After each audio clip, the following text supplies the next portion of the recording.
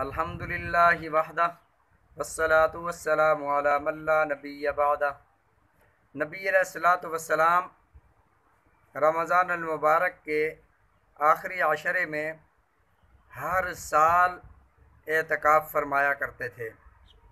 तो एक साल हज़रत आयशा सिद्दीक़ा रज़ी अल्लाह ताला अन्हा ने अर्ज़ किया, या रसूल अल्लाह सल्लल्लाहु अलैहि वसल्लम, मैंने भी आपके साथ एतकाफ़ करना है।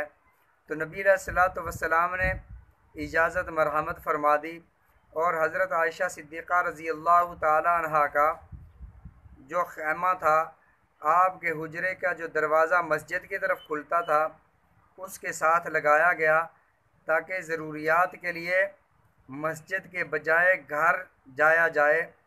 बिल्कुल उसी दरवाज़े के उसी दरवाज़े के सामने हज़रत आयशा सिद्दीक़ा रज़ी अल्लाह ताला अन्हा का ख़ैमा लगाया गया।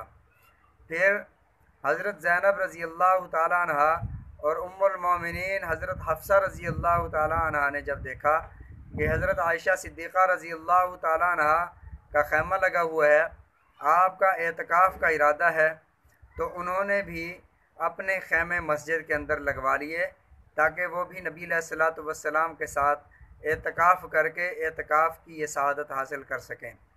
नबी अलैहिस्सलातु वस्सलाम जब मस्जिद में तशरीफ़ लाए नमाज के लिए, तो आका अलैहिस्सलातु वस्सलाम ने देखा कि एक के बजाय 3 ख़ैमे लगे हुए हैं।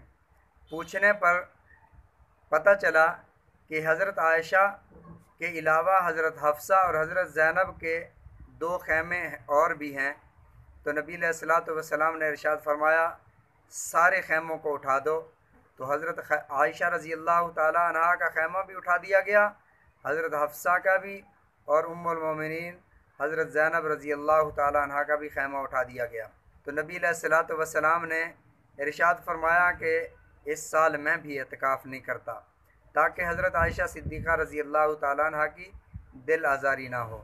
तो नबी अलैहिस्सलातु वस्सलाम ने एतकाफ़ ना फरमाया। शव्वाल अल मुकर्रम के आखिरी 10 दिन नबी अलैहिस्सलातु वस्सलाम ने एतकाफ़ फरमाया। इस हदीस मुबारक से हमें ये मालूम हुआ कि औरत भी एतकाफ़ कर सकती है, लेकिन जिस औरत का घर मस्जिद के पास हो और उसका दरवाज़ा मस्जिद की तरफ खुलता हो और अपनी ज़रूरियात घर से पूरी की जा सकती हूँ, वो औरत जो है वो मस्जिद में एतकाफ़ कर सकती है। और जिस औरत का घर मस्जिद से दूर हो, जैसे हज़रत हफ्सा और हज़रत ज़ैनब रज़ी अल्लाह ताला अन्हा का था, तो नबी अलैहिस्सलातु वस्सलाम ने उनके ख़ैमे उठवा दिए। तो ऐसे अगर किसी का घर दूर हो, वो मस्जिद में एतकाफ़ ना करे बल्कि घर में एतकाफ़ करे, उसका मसनून एतकाफ़ घर में एतकाफ़ होगा। और दूसरी बात जो इस हदीस मुबारक से हमें मालूम हुई कि एतकाफ़ बैठने के लिए, औरत के एतकाफ़ करने के लिए शौहर की इजाज़त ज़रूरी है। शौहर इजाज़त ना दे तो औरत एतकाफ़ नहीं कर सकती। घर में जो नमाज की जगह मुकर्रर है वहाँ पर एतकाफ़ करे। अगर नमाज की जगह मुकर्रर नहीं है तो फिर किसी एक कमरे को या कमरे के किसी एक कोने को मुकर्रर कर लिया जाए और वहाँ पर 10 दिन का एतकाफ़ करके मसनून एतकाफ़ के सवाब को औरत भी पा सकती है। अब सवाल यह है कि अगर दौरान एतकाफ़ किसी मजबूरी की वजह से या ख़ास अय्याम की वजह से एतकाफ़ टूट जाता है या किसी उज़र की वजह से एतकाफ़ तोड़ना पड़ता है, तो औरत क्या करे? तो उसके लिए ये है, 1 दिन और 1 रात के एतकाफ़ की क़ज़ा करे। अगर वो मजबूरी रमज़ान अल मुबारक में ही दूर हो जाए, जिस उज़र की वजह से एतकाफ़ को तोड़ा था, मसलन ख़ास अय्याम आ गए, तो उन अय्याम की वजह से रोज़ा टूट जाता है। रोज़ा जिस एतकाफ़ में रोज़ा टूट जाए वो एतकाफ़ टूट जाता है। तो उसके लिए ये है कि 1 दिन और 1 रात की क़ज़ा करे। वो कैसे? शाम को इफ्तार से पहले पहले उस जगह पर आ जाए और वो रात वहाँ गुजारे, अगले दिन रोज़ा रखे और शाम को इफ्तार करने के बाद वहाँ से उठे। ये 1 रात और 1 दिन की क़ज़ा है। अल्लाह रब्बुल इज़्ज़त ऐसा करने से मसनून एतकाफ़ का सवाब अता फ़रमा देंगे।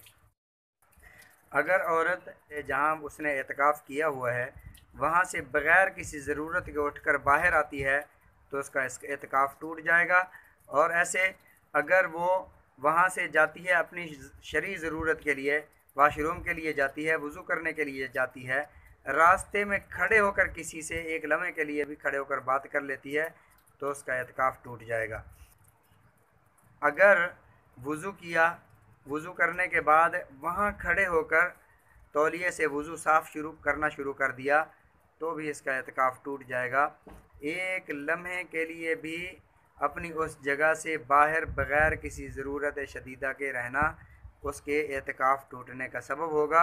अल्लाह ताला हम सब को समझने की तौफ़ीक़ अता फ़रमाए। आमीन सुम्मा आमीन।